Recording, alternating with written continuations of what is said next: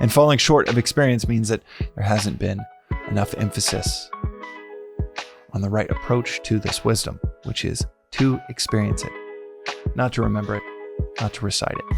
We are back with another reflection on the Daily Vedantic. I'm having a great morning. I hope you are as well. This reflection, and the one that I've been thinking about today, it stems from a conversation we had the last Venice Vedanta Club hang sesh here in Venice. And man, it's so cool to see the group grow. People are coming from an hour and a half away in like all directions of Los Angeles. And the question that came up recently was around the three yogas and the value of each in our life. You have yoga of action, in Sanskrit, karma. You have the yoga of devotion, in Sanskrit, it's bhakti. The yoga of knowledge, wisdom, that is jnana. And each practice is distinct and separate. The yoga of action, karma, that is, well, it's inherent in the name. It's action. It's through doing, not through contemplation, not through seeking more wisdom, not through reciting or remembering lines of any text. It's through action and doing. And there's a specific role within that, within our philosophical pursuit. Most of us are wired for action. But you need all three, and this was the conversation on Friday. The second is the yoga of devotion, bhakti. That's the second path. And some are wired more for devotion over action, but even devotion requires action. Devotion to a practice certainly requires action. Devotion to a teaching requires action. Conventional Christianity today in our modern world is largely devotional. Devotion to a guru in Christ, devotion to the practice of church on Sundays, maybe a Bible study. And it's not as much of an emphasis on action. It's also not as much of an emphasis on this third path, which is the yoga of wisdom, knowledge. This yoga, Jnana yoga, this is an emphasis on an intellectual pursuit of the words of the masters. And not just, certainly not to, in fact, many of the masters caution against just rote repetition or scholarship to remember and recite the words of the masters. It's to experience the experience that they're talking about. To experience the words of the masters, like the Mahavakya Tattvam Asi, which we mentioned a few days ago.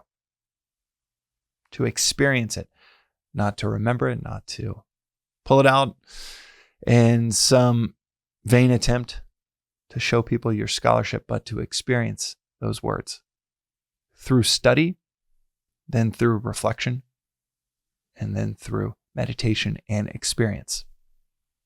And falling short of experience means that there hasn't been enough emphasis on the right approach to this wisdom, which is to experience it, not to remember it, not to recite it.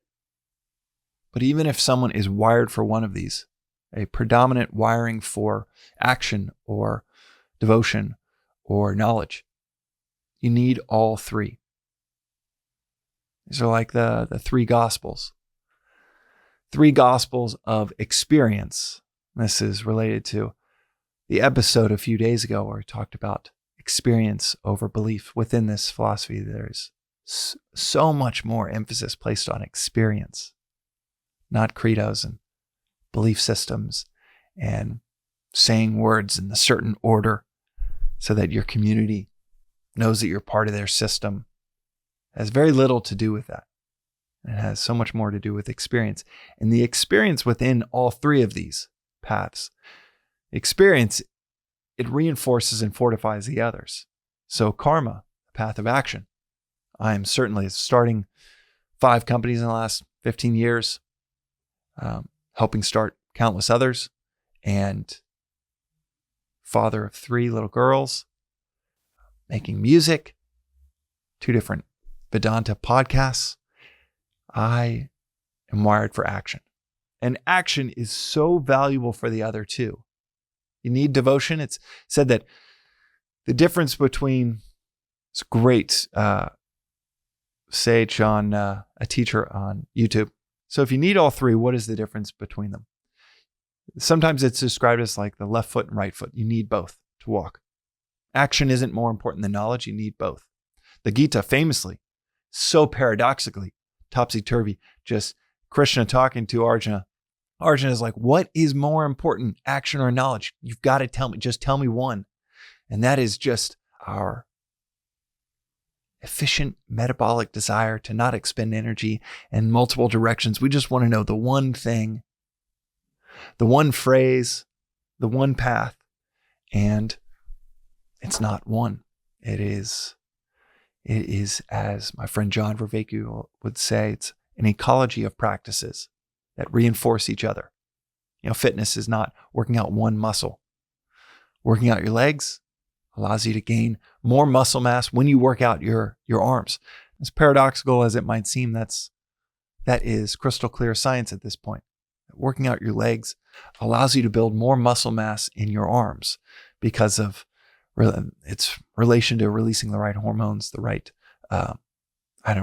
it's beyond me how it works. But that's one of the things that trainers will tell you. If you want to build muscle mass in the upper body, you've got to do lower body workouts. And that's so counter to what we just want to know. What's that one efficient 10-minute workout that's going to give me everything that I want in my fitness goals? And it doesn't exist. Similarly, with our spiritual practice, it isn't just one path.